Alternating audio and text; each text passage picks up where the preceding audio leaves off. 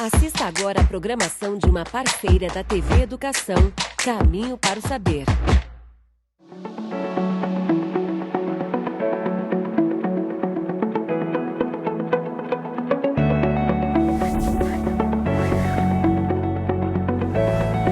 Olá pessoal, tudo bem com vocês? Está começando mais uma Educação em Rede, com muito debate, entrevista e muita informação para você. O objetivo do nosso programa é esse, trazer diversos assuntos que a gente possa abordar a importância da educação neles, né? Hoje a gente vai debater um tema muito importante, que é o bullying nas escolas e também nas redes sociais.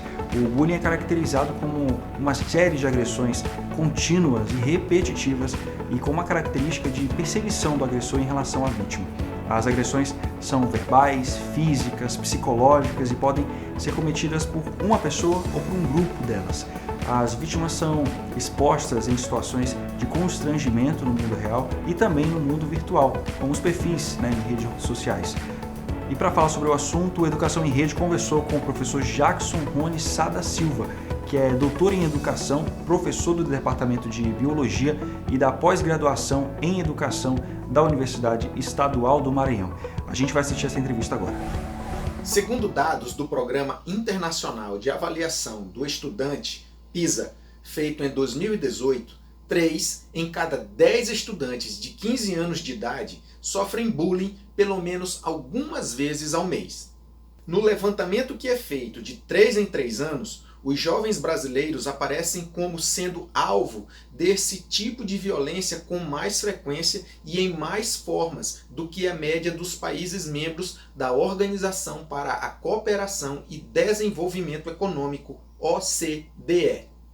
No Brasil, a Lei nº 13.185, em vigor desde 2016, classifica o bullying como intimidação sistemática, quando há violência física ou psicológica, em atos de humilhação ou discriminação. A classificação também inclui ataques físicos, insultos, ameaças, comentários e apelidos pejorativos, entre outros. Mas a gente sabe que infelizmente isso acontece ainda de forma muito frequente, principalmente no ambiente escolar. Para falar um pouco sobre esse assunto, hoje conversamos com o professor Jackson Rony Sá da Silva. Ele é doutor em Educação, professor do Departamento de Biologia da pós-graduação em Educação da Universidade Estadual do Maranhão e, entre os seus estudos, tem se dedicado ao aprofundamento teórico das seguintes linhas de pensamento: estudos gays e lésbicos, teoria queer, pós-estruturalismo, estudos Foucaultianos e estudos culturais. Exatamente, é isso mesmo. Estou aqui para conversar com vocês sobre essa temática importante socialmente. Professor, muito obrigado pela sua participação aqui no programa Educação em Rede. Hoje, a gente vive na internet a cultura do cancelamento. Algumas pessoas sofrem com diversas agressões em redes sociais. Esse comportamento de cancelamento, de alguma forma, normalizou alguns aspectos do bullying? Olha só, quando a gente pensa em cancelar, nós pensamos em neutralizar sujeitos, pessoas, instituições. Eu entendo que sim, eu entendo que essa perspectiva hoje do cancelamento, visibilizado e ampliado pelas redes, muito tem exposto o que nós chamamos de bullying, que é uma violência. Então, está uma violência institucionalizada via mecanismos online, eletrônicos, virtuais. Então, eu entendo que nós precisamos sim pensar sobre esse abafamento, sobre essa agressão aos sujeitos sociais via internet. Professor, a gente pode considerar o bullying uma agressão motivada por uma série de preconceitos já existentes na nossa sociedade? Na realidade, a temática bullying, isso inicia a discussão no final dos anos 90 para início dos anos 2000, mas sempre houve agressão aos sujeitos, sempre houve. Então, são denominações que são dadas, inclusive uma denominação norte-americana, para tratar justamente dessa violência, desse maltrato, dessa discriminação. E a discriminação, os preconceitos, eles são motores para a prática do bullying, que não é só uma prática familiar, pequena, mas uma prática institucional que entra à escola. E digo mais para vocês, uma prática hoje institucionalizada pelo discurso federativo, ou seja, o bullying tem sim se autorizado por práticas que são até institucionais. A pessoa que comete agressão, ela pode estar reproduzindo algum tipo de violência que acontece dentro de casa? Na realidade, são violências. Nós temos a prática do denegrir, do maltratar, do expor o sujeito a situações constrangedoras, chegando até assassinatos. Isso é maltrato, isso é bullying, isso existe numa perspectiva hoje de reforço ao apontar o sujeito. Nós precisamos compreender que nós todos somos sujeitos, nós temos diferenças. Agora, como você bem colocou, não é? Existe uma prática social de normalizar. O que é normal é aceito, o que não é expurgado. Mas nós precisamos pensar o que é normal. Normalizar é colocar os sujeitos em padronizações que nem sempre eles entram. Se eu não entro num processo de me enquadrar numa ideia que o outro tem e que ele lê aquilo como ruim, diferente, ele vai maltratar. Então, o bullying ele é alimentado por diversos discursos estruturais, discursos racistas, discursos econômicos, porque quem tem pode fazer tudo o que quer, né? Então é o imaginário, então quem não tem sofre. Então, assim, o bullying é um conjunto de situações que gera sofrimento psicológico, social e que entra na escola com muita força. Professor, mesmo em uma pandemia, com as relações nas escolas ocorrendo de forma diferenciada, como as escolas, os educadores, podem assumir uma postura educativa e combativa em relação ao bullying? E como identificar? Primeira coisa que é importante nós, docentes, nós, professores, professoras, pessoas da comunicação, sujeitos da escola, não é? Porque eu acho que o foco aqui é justamente pensar essa dimensão da escola. Mas primeiro é entender o que é educação. Educação é ação.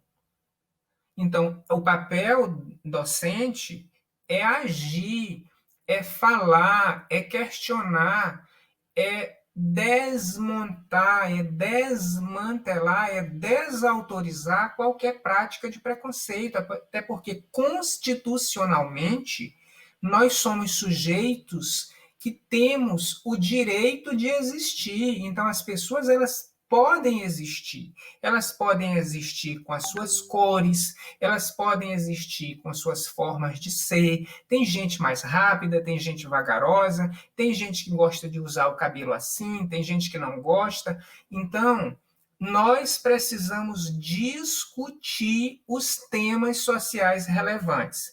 Porque o que acontece? Tentaram desfigurar, desmantelar, inclusive, a prática docente. As pessoas falando, escola não tem partido. Claro que nós temos partido pela ética, pela cidadania, pela não violência. Então, o que o professor deve fazer, primeira coisa, é agir constitucionalmente. E o que diz na Constituição que um docente deve fazer a partir da lei das diretrizes e bases da educação nacional? é tematizar, é problematizar, é trazer os temas sociais, é falar sim de racismo, é falar sim de abuso e violência sexual, é falar sim de bullying, nós precisamos tematizar isso na escola. E para tematizar isso, a gente precisa entender que existe a violência e que ela precisa ser discutida dentro da escola, fora da escola e nas instituições sociais. A gente está falando das escolas, mas é uma questão que precisa ser de toda a sociedade. Podemos relacionar o bullying também com manifestações de preconceito? Sim, porque o bullying ele é construído em cima de ideias preconcebidas. O que é um conceito? A gente tem que entender o que é um conceito. Um conceito é algo que é dito. Os conceitos são científicos. O que acontece? O preconceito, ele não pensa, ele não opera com o científico. Ele opera com aquela ideia de é assim, ou eu ouvi dizer que é assim. Isso não serve. Nós temos que entender os conceitos para compreender os preconceitos. Se eu digo que um conceito fundamental é existir, é viver, então que a gente viva. Mas eu não posso qualificar essa vida porque tu vive dessa forma, tu usa uma roupa dessa forma, tu é ruim, tu é feio, tu é esquisito. Eu não posso qualificar. Preconceito é algo que ele está todo o tempo operando na sociedade, nas escolas, em casa, no clube, na igreja, em qualquer espaço social. O que nós, enquanto sujeitos, precisamos entender é entender os conceitos, criticar e apontar aquilo que não está legal. Porque quando um pré-adolescente ou uma criança ou um adulto que também sofre bullying, eles sofrem essas ações é entender qual é o meu lugar, é entender, inclusive, o que aquilo significa. Por exemplo, as pessoas acusam os outros, por exemplo, aqui, na nossa regionalidade do Maranhão. Ah, tu é qualira. Né? Então, o que é qualira? A gente tem que entender o que é qualira, de onde é que vem, qual o sentido, por que as pessoas, ao apelidarem os sujeitos, chamam de qualira. O que existe no ser qualira que denegre tanto? E aí nós precisamos pensar os conceitos, porque o preconceito qualira, ele opera para violentar, para maltratar, para excluir, para cancelar, para retirar esse sujeito de um espaço que é dele constitucional, que é a escola, que é a família, que é o espaço. Então a gente tem que pensar os conceitos. E a ciência, mais do que nunca, hoje, precisa assumir o papel de questionamento, porque a própria ciência está num bullying. A ciência hoje entrou num processo de bullying. As pessoas usam a ciência, os ditos e os feitos dela, de forma rasa, pequena e preconceituosa. Então, a ciência precisa olhar para ela e explicar melhor o que ela está produzindo, porque do jeito que está, não está fazendo efeito. Então, a gente tem que pensar sobre isso. O meu papel enquanto pai e mãe é compreender os processos sociais, é educar, é respeitar, é dizer para respeitar, é não achincalhar o outro, é não achincalhar o vizinho, é não maltratar, é não apontar, é não discriminar, por exemplo, as mulheres, colocando elas como... Porque existe uma discriminação do feminino, sempre o feminino como ruim, como pior. Então, a gente precisa fazer esse movimento de respeitar e fazer os sujeitos respeitarem, porque só o respeito que é constitucional e é ético vai fazer com que quem produz o bullying também entenda que ele tem papel em rever a sua violência. Eu acredito que deve ser o respeito mútuo, não é, Bruce? Cada qual assim como você não quer ser maltratado, não maltrate também. Parte, acho que por aí também, né? Parte de uma dimensão de pensar isso. Agora, que isso não vem do nada. Isso vem de onde? Isso vem daquilo que nós chamamos estrutural. Qual é a nossa formação civilizatória? A gente tem que pensar sobre isso. A gente tem que pensar, por exemplo, nesses processos de inferiorização dos sujeitos, na demonização dos sujeitos, nesse processo de inferiorizar o outro, ele vem desde a colonização, é estrutural. Por isso que se fala de racismo estrutural, por exemplo.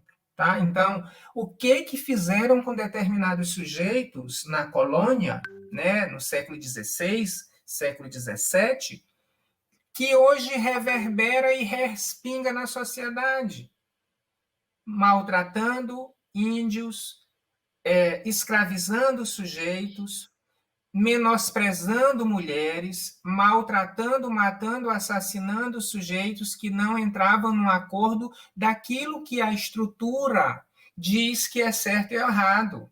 Então, o racismo, o desrespeito ao outro, ele se dá historicamente. E se nós não pensarmos isso historicamente, né, pensar hoje, pensando o que foi lá atrás, nós vamos continuar dizendo bullying causa problema, mas causa por quê? Porque existe inferiorização, existe desrespeito, existe formas de lidar com os sujeitos, que é o patriarcado, né? Aquele poder pátrio de dizer que eu posso tudo e o outro não pode nada. Não é assim. Então, a gente tem que praticar justiça social. Inclusive, eu digo que a gente tem que praticar a comunidade, o comunitário. Qual é o sentido do comunismo? As pessoas já se perguntaram o que é comunismo? As pessoas não se perguntam, é outro bullying. As pessoas não perguntam o que é o comunismo, porque comunismo vem de comunidade, de respeito, de todos terem aquilo que é igual. O comunismo ou a comunidade, ela preza aquilo que tu tens como bom, que todos tenham. Então, que todos não tenham violência, que todos não tenham discriminação, que todos participem do processo do consumo social, porque uma das coisas que são importantes é a gente pensar por que também acontecem essas violências virtuais, qual o estímulo disso. Então, quem participa das tecnologias? Quem tem as tecnologias melhores? É uma questão de discussão de classe social também. Então, o bullying também está relacionado à classe. Ano passado, aqui em São Luís, teve um caso de um aluno em uma aula online, começar a proferir insultos racistas para um colega de sala, que é uma questão ainda mais complexa. Mas citando esse exemplo, eu queria voltar ao olhar bullying virtual. Como as escolas precisam se preparar para enfrentar questões de cyberbullying, que não é algo apenas durante a aula online. Há situações em que estudantes criam perfis falsos em redes sociais para ridicularizar algum colega de sala e entre outras formas de agressão virtual. O que o senhor tem a falar sobre esse assunto? A virtualidade, ela escapa às nossas mãos.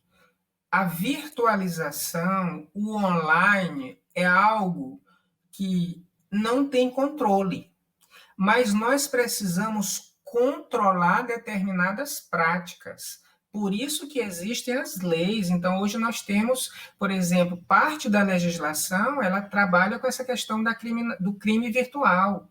Então, que a gente possa cumprir isso, que a gente possa, por exemplo, detectar essas coisas e denunciar.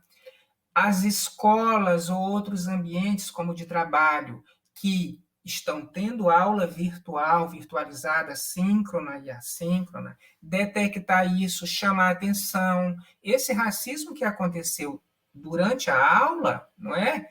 Qual seria o posicionamento, por exemplo, do docente, dos estudantes e da própria escola? É usar o próprio espaço virtual para dizer essa prática aqui ela é criminosa, ela não deve existir. Aqui, como em qualquer ambiente, a gente tem que ter respeito. Então, vai das instituições públicas ou privadas também coibirem essas práticas, porque tudo que é virtual hoje é meio que etéreo, vai logo embora, porque é tudo muito rápido. E se a gente não utilizar esse espaço do ambiente virtual na escola, por exemplo, que é o nosso caso aqui, para poder questionar, por exemplo, foi questionado na hora da aula o que é que esse sujeito pensa de racismo, o que é que ele fez, que é a atitude dele, foi dito, o professor ou alguém disse que aquilo ali está lá na criminalização. As pessoas não falam, elas preferem ser espectadoras da violência. Então, o que está acontecendo Querem hoje... saber o que vai acontecer, né, professor? Vamos ver o que vai dar. Exatamente. O que está acontecendo hoje nessas práticas dos cancelamentos? É a necessidade de aplaudir o sofrimento e a desgraça do outro. Já disse Bauman, né? A sociedade do espetáculo. A gente vive espetacularizando tudo isso. É o que a Márcia Tiburi diz. Nós precisamos pensar a imbecilização social. Nós estamos criando imbecis que entendem que a imbecilização é produtiva. E isso está sendo institucionalizado como política pública de Estado. Que eu digo Estado é federação. Então, o próprio chefe máximo faz isso. Então, isso institucionaliza outros fazerem. Então, a gente tem que pensar sobre isso. Por isso que nós somos políticos. Eu não estou falando aqui de política partidária. Não estou discutindo isso aqui contigo. Eu estou discutindo política. O que é política? É ação, é falar, é questionar, é dizer. Sim. A gente, inclusive, tem que questionar o jornalismo e a mídia que ampliam o bullying, que maltratam os sujeitos, programas que operam para mostrar a desgraça alheia. Então, a gente tem que pensar. E aí eu vou lhe dizer mais uma coisa aqui. Nós, docentes, formados com licenciatura, que temos a cátedra da crítica, precisamos olhar o invisível e torná-lo visível. O bullying, que não é nada invisível, mas que as práticas deles invisibiliza, o próprio bullying tem que ser desmascarado com prática de dizer não. Nós temos promotoria de educação, da cultura, do ensino. Nós temos sujeitos que devem buscar os seus direitos para poder existirem. Então, faz parte do processo educativo nós denunciarmos as práticas que minimizam, que maltratam, que cancelam e que assassinam os sujeitos sociais. Talvez seja invisível para quem faz, não para quem recebe, né, essa prática. Quem recebe sofre muito mais do que quem faz. A invisibilidade, ela é a retórica da prática de quem faz, que ele expõe o sujeito, visibiliza a arrogância ou o desejo e a perversão de expor o outro, de maltratar, de apelidar, de achincalhar, de cuspir, de bater, porque o bullying tem coisas que são sutis, que não são nada sutis, que são sutis, mas tem coisas que são violentas. Então, eu exponho o sujeito e eu mascaro a minha forma violenta de ser. Só que esse sujeito exposto precisa expor o agressor. E a exposição do agressor é denunciando, é dizendo que ele pode viver bem, que ele vive numa vida boa, que o fato dele usar um óculos grande ou ser míope, isso não quer dizer que ele é ruim, porque, caro colega, a diferença existe, todos somos diferentes. Agora nós dois aqui conversando, nós somos iguais, por exemplo, aqui, estamos de óculos, mas os nossos óculos são totalmente estilosos e diferentes. Olha aí uma diferença. Tu tá usando uma cor clara, eu estou usando uma cor mais escura, um rubro, né? Essa diferença é que ela precisa ser respeitada. Quando o sujeito não respeita a diferença do outro, nós precisamos repensar que sociedade nós estamos. E, atualmente, nós estamos numa sociedade violenta, numa sociedade arrogante, numa sociedade fascista. Você sabe o que é fascismo? As pessoas ficam se questionando, fascismo, mas o que é fascismo? Sabe o que é fascismo? Fascismo é uma ação, é uma política de eliminar o outro. Eu elimino o outro sem deixar ele viver, falar. Isso é fascismo. Fascismo é quando você não deixa o outro ter a sua vivência, quando você não deixa ele questionar, quando você não deixa ele falar. Isso é fascismo. Então, dentro do bullying, nós temos racismo, nós temos fascismo, nós temos violência, nós temos uma série de práticas simbólicas e visíveis que tentam eliminar o diferente. E nós precisamos combater. Como é que se combate? Expondo, falando, problematizando, vivenciando uma prática inclusiva sem estereotipar as pessoas. Nesse exemplo da pergunta anterior, o bullying é razão de um preconceito, um racismo estrutural. Essas atitudes ofensivas têm relação com preconceitos já existentes, como a pessoa ela enxerga assim a outra pessoa? Na sociedade da virtualidade, o que é o pós-moderno, né? Então, nós vivemos num momento de muita coisa que acontece ao mesmo tempo e nós não estamos pensando sobre isso. Nós precisamos parar para entender que sutilezas, que ditos, que não ditos geram preconceito. Preconceito não é de agora, imagem deturpada do outro não é de agora. O que é de agora é que nós estamos utilizando várias ferramentas para poder causar mais mal e que não seja percebido. Por detrás de uma câmera, de um celular, de um aplicativo, eu faço, eu detono, eu maltrato, eu achincalho e eu não sou exposto. Nós precisamos pensar sobre isso. Preconceito é sim o gerador de bullying, mas não é só ele. As práticas sociais que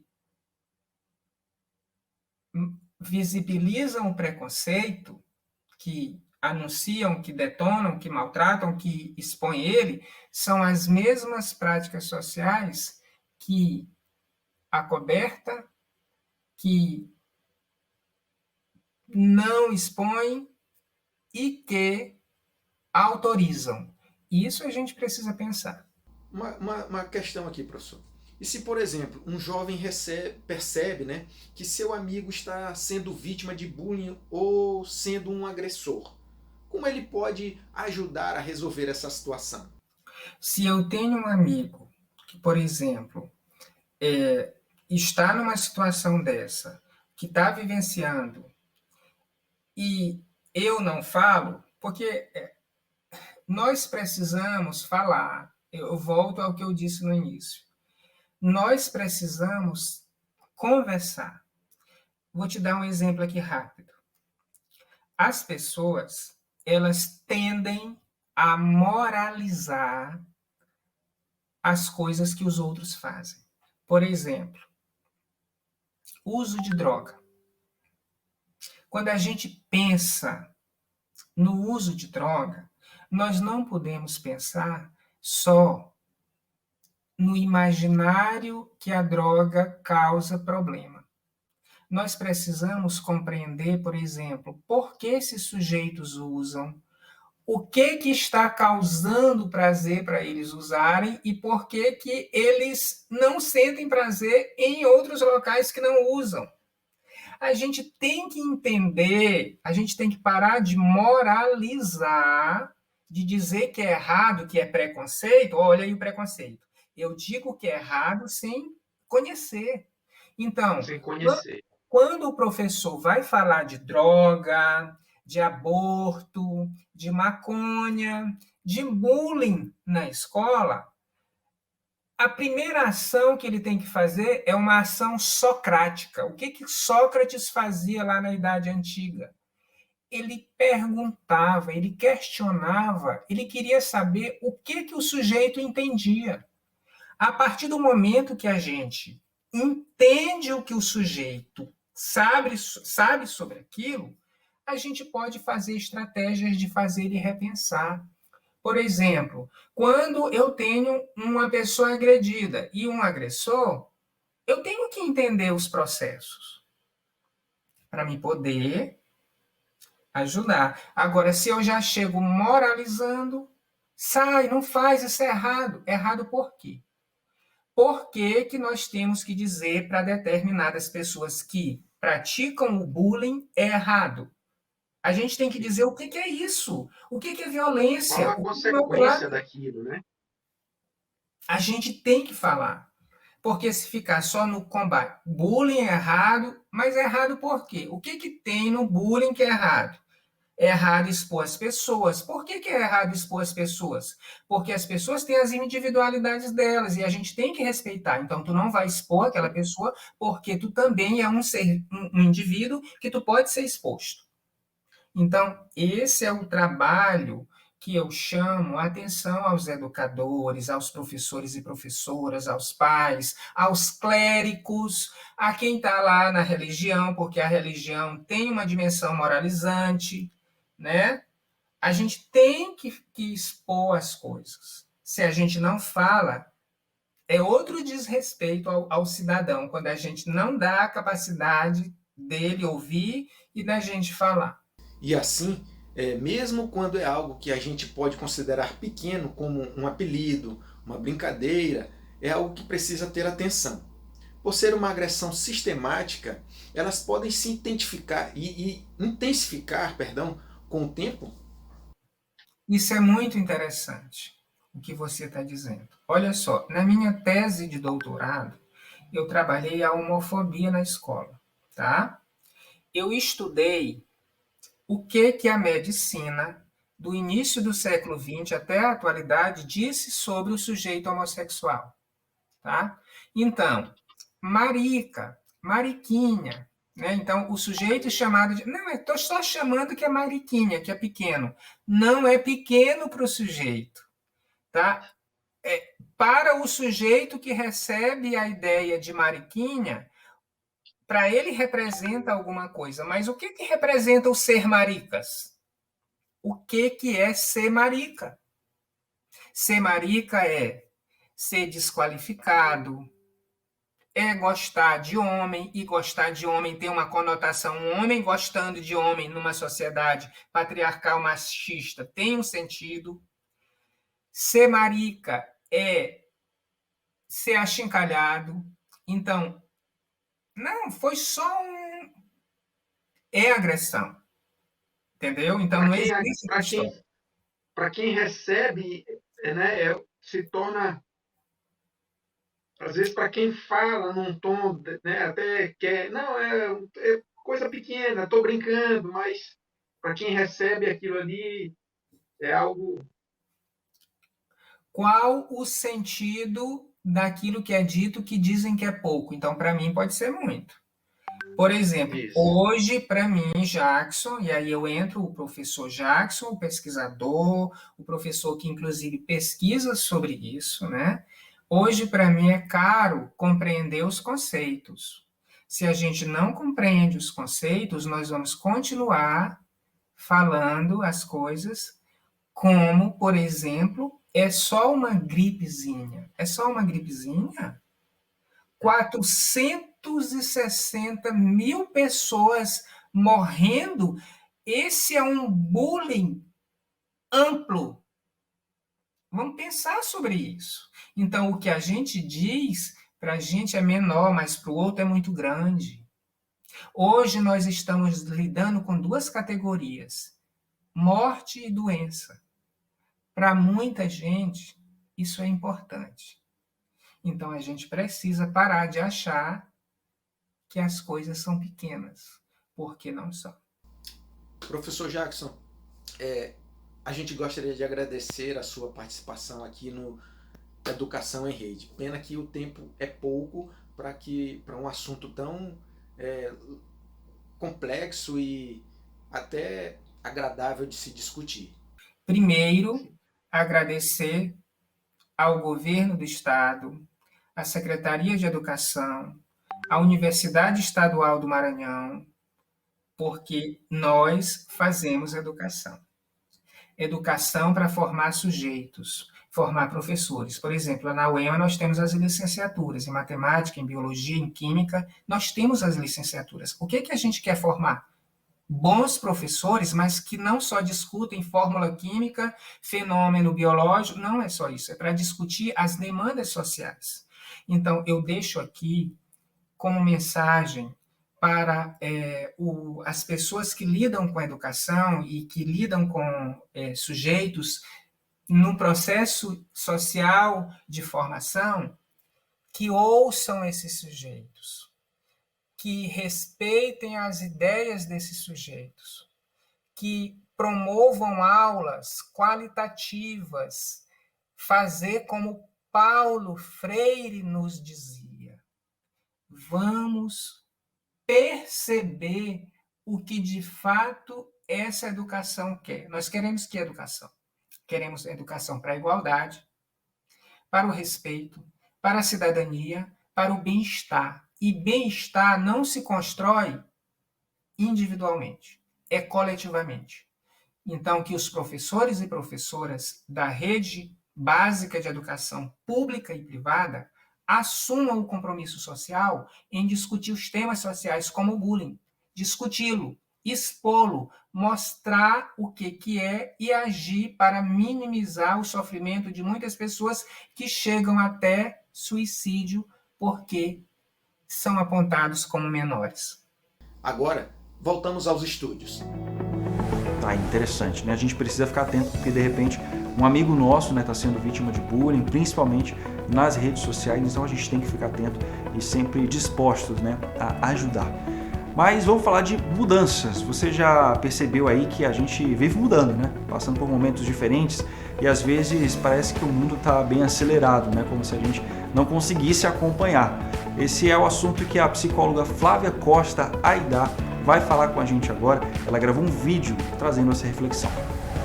Oi pessoal, eu sou a Flávia, sou psicóloga e a partir de hoje vou começar a compartilhar alguns temas e algumas discussões com vocês por aqui. Algumas coisas que afetam bastante o nosso dia a dia e a gente nem para perceber o quanto. Então, hoje eu queria falar sobre um tema que o tempo inteiro está presente nas nossas vidas, que é mudança, transformações. O tempo inteiro a gente está passando por transformações, independente da idade que a gente esteja. Seja com 5, 30, 20, 40 anos, a nossa vida ela está o tempo inteiro se transformando. Que é uma mudança maior do que essa pandemia que a gente está vivendo. Tudo precisou mudar. Então, até a forma como a gente se relaciona, que a gente está se falando por aqui, antes poderia ser presencial, agora está no formato online. Então, o tempo inteiro a gente está tendo que se adaptar de acordo com essas mudanças que acontecem no nosso ambiente.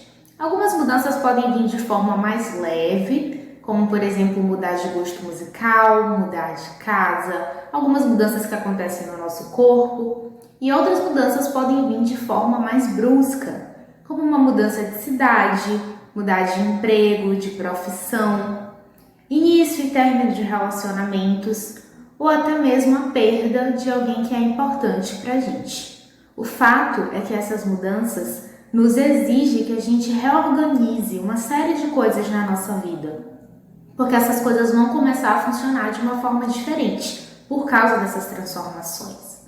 Então, eu costumo pensar nessas mudanças quase como quando a gente vai colocar uma água para ferver no fogo. Vocês já pararam para perceber quando a gente vai passar um café, por exemplo, o tanto de formas diferentes que a água pode assumir.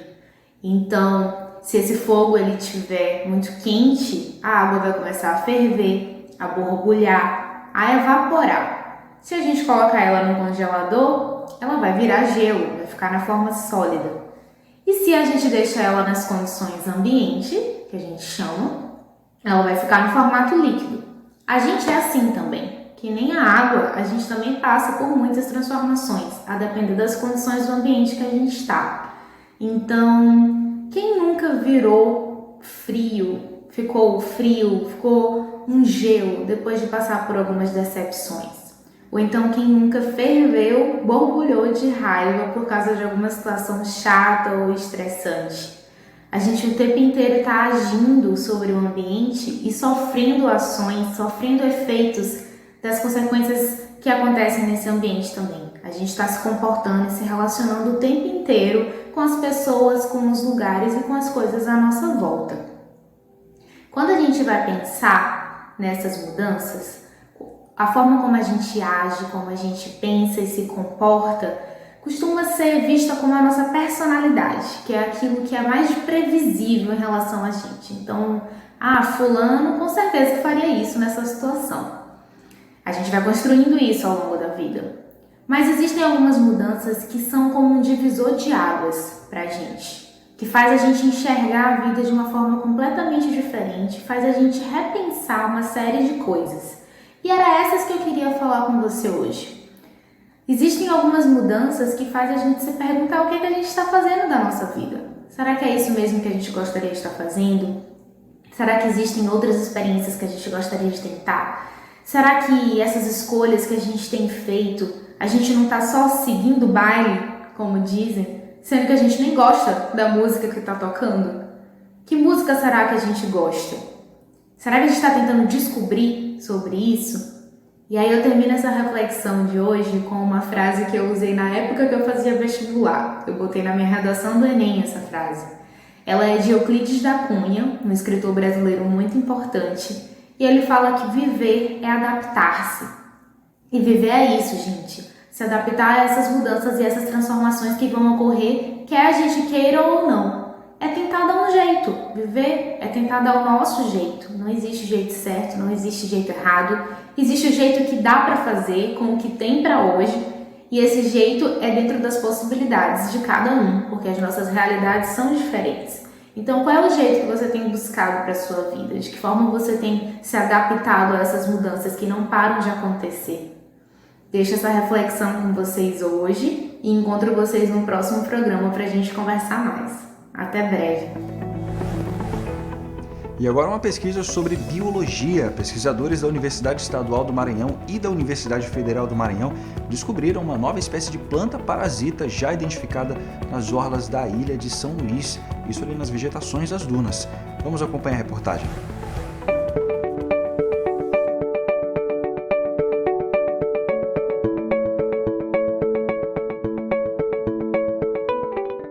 Olá, meu nome é André Vitor Escatinha, sou biólogo, doutor em Biologia Vegetal pela Unicamp e atualmente estou como pesquisador na UEMA, em São Luís.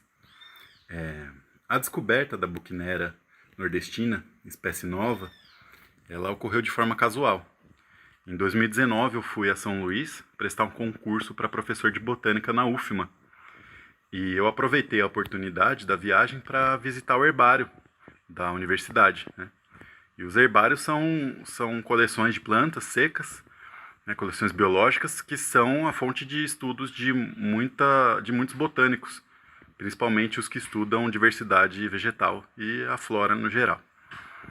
E quando eu fui nesse herbário, eu me deparei com vários espécimes de Buchnera, com algumas características morfológicas bastante distintas daquelas outras espécies já conhecidas. Como, por exemplo, as brácteas longas, né? As brácteas que são as folhas que ficam na base das flores, bem longas. Os tricomas, ou pelos, nos caules orientados para baixo, né? Então em direção à base da planta. E também a presença de pequenos ramos compressos nas axilas das folhas. Então todo esse conjunto de características é único no gênero, né? E foi uma grande surpresa. E no mesmo dia, eu fui até a Praia do Calhau para passear com alguns amigos que também estavam prestando concurso. E quando a gente chegou no mirante da litorânea, a gente avistou no canteiro central várias dessas buquineras. E quando eu vi a planta no campo, viva, eu já não tive dúvida de que era uma espécie nova.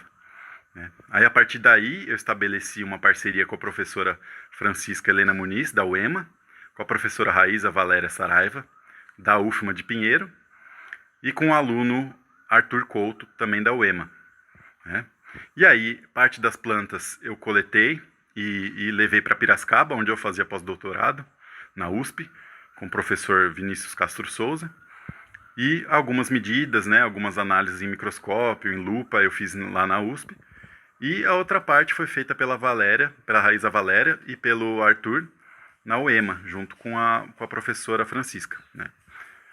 E a partir daí, quando a gente tinha os dados já coletados e tudo organizadinho, a gente escreveu um manuscrito em parceria e submeteu para a Acta Botânica Brasílica. É uma revista científica, da Sociedade Botânica do Brasil.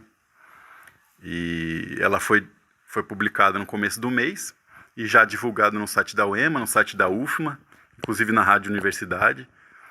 E essa espécie nova, ela, por enquanto, só tem registros nos estados do Ceará, Maranhão e Piauí.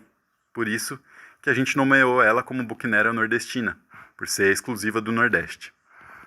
É uma planta parasita, o que não significa que ela causa algum dano à flora local. Na verdade, é uma espécie nativa, e como outras espécies da família Urobanchaceae, é parasita.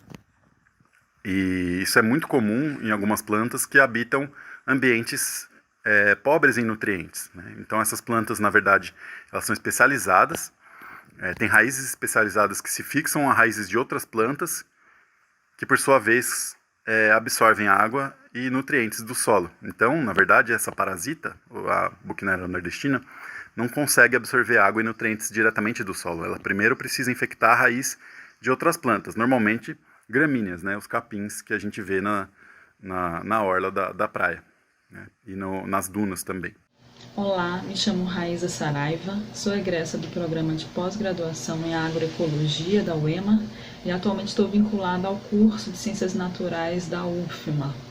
Participei da equipe que realizou a descrição de uma nova espécie de planta para a ciência, que foi a espécie herbácea Buchnera nordestina. A publicação saiu no periódico Acta Botânica Brasílica. Nós, do Herbário Rosa Moschel, contribuímos com descrições e mensurações de caracteres morfológicos que são importantes para a distinção dessa espécie quando comparada a outras de mesmo gênero, ou seja, do gênero Buchnera. E dentre essas características, nós temos o comprimento de suas brácteas. Para realizarmos essa etapa, nós tivemos que retornar à área de coleta, nas dunas, nas restingas da Praia do Calhau, para coletarmos mais exemplares frescos e realizarmos essas mensurações e descrições, assim como esse material posteriormente foi adicionado no acervo do herbário.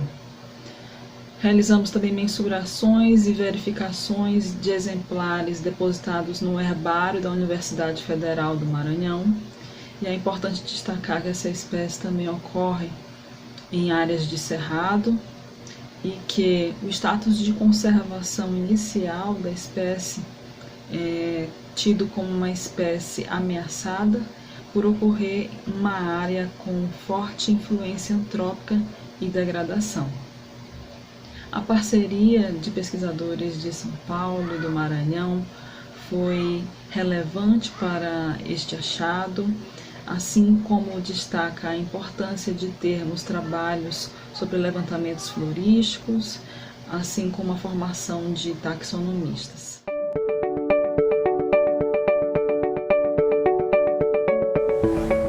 E como já faz parte aqui da nossa programação, da Educação em Rede, a gente tem mais dicas de livros, pois é. E hoje quem indica é a cantora e compositora maranhense Flávia Bittencourt, que é conhecida nos palcos com excelentes interpretações. A Flávia gravou aí um vídeo em que ela não trouxe só uma dica de livro, como duas dicas de livros de autores maranhenses. Vamos saber então quais foram as preferências da cantora Flávia Bittencourt. Olá pessoal, olá TV Educação, muito bom estar aqui com vocês. Meu nome é Flávia Bittencourt, sou cantora, compositora, artista aqui do Maranhão e estou aqui hoje para indicar um livro que eu gosto muito. Vou indicar dois. O primeiro é Tambores de São Luís, de Josué Montello, e o segundo é o Dr. Bruxelas, de Fulgêncio Pinto, que também é meu avô.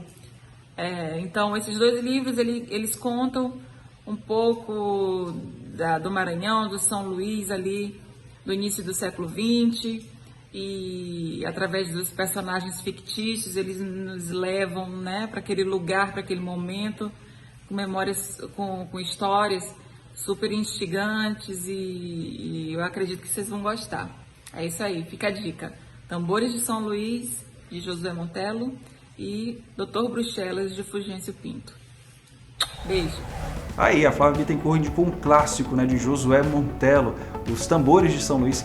Foi escrito na década de 1970 e é uma das obras mais importantes da literatura maranhense. E se você quiser saber mais, conhecer mais sobre Josué Montello, pode fazer uma visitinha no Instagram da Casa de Cultura Josué Montello. Lá sempre tem muitas dicas interessantes. Uma outra indicação é uma obra de Fulgêncio Pinto. Para quem não sabe, ele foi um folclorista, né, compositor, multi-instrumentalista. O livro Dr. Bruxelas foi lançado a primeira edição em 1924, mas foi reeditado recentemente em 2013. Então é isso, o programa de hoje está acabando por aqui. A gente volta na semana que vem com mais Educação em Rede. No próximo programa a gente está cheio de novidades para você. Até a próxima, espero vocês.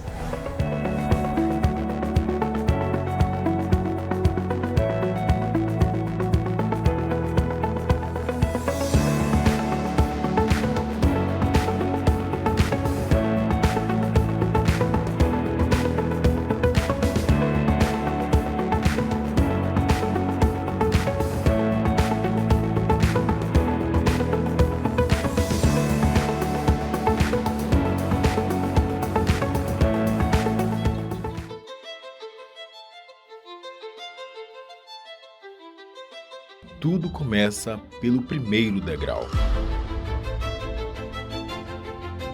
Os ambientes estão em constante transformação e poder acompanhar as mudanças faz parte do processo de evolução. Hoje, a sala de aula mudou e virou a nossa casa. Professores precisam se adaptar à nova realidade, mas não precisam passar por isso sozinhos. Quem quer chegar ao topo não pode apenas ficar esperando. É preciso subir degrau por degrau. Escada. A plataforma de cursos abertos da UEMA é um caminho rumo ao topo, mas principalmente rumo à transformação, aprimoramento profissional, crescimento pessoal. A plataforma aproxima as pessoas dos seus objetivos. Cursos livres online que desenvolvem a competência em diferentes áreas. Mais de 400 mil usuários em todo o território nacional e em outros 59 países. Escada. Experiência e eficiência compartilhando conhecimento e qualificação. Uma plataforma interativa e de fácil acesso, inovadora no uso das tecnologias e atualizada constantemente. A pandemia alterou a vida de milhões de pessoas. Professores e alunos dormiram em um mundo e acordaram em outro completamente diferente, com novas demandas e exigindo novas habilidades. Ficar parado no meio da escada não é uma opção. Buscar o aperfeiçoamento profissional é o caminho. Um caminho que não precisa ser trabalhado sozinho. CAPES e UEMA unidas em prol da educação. Uma parceria que vai ampliar as oportunidades de formação docente. É a expertise da UEMA em desenvolver alternativas inovadoras por meio da plataforma Escada, aliada ao compromisso da CAPES com a formação continuada de professores. Duas instituições por uma educação melhor e mais qualificada no Brasil. 300 mil vagas.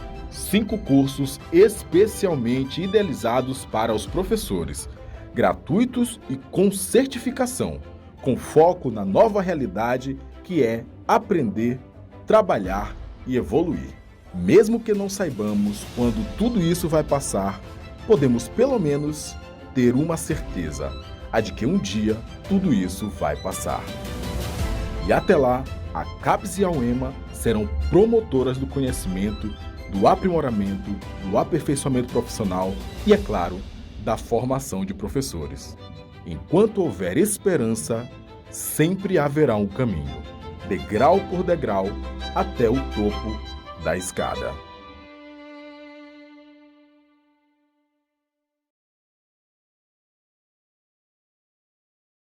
Uma parceira da TV Educação, Caminho para o Saber.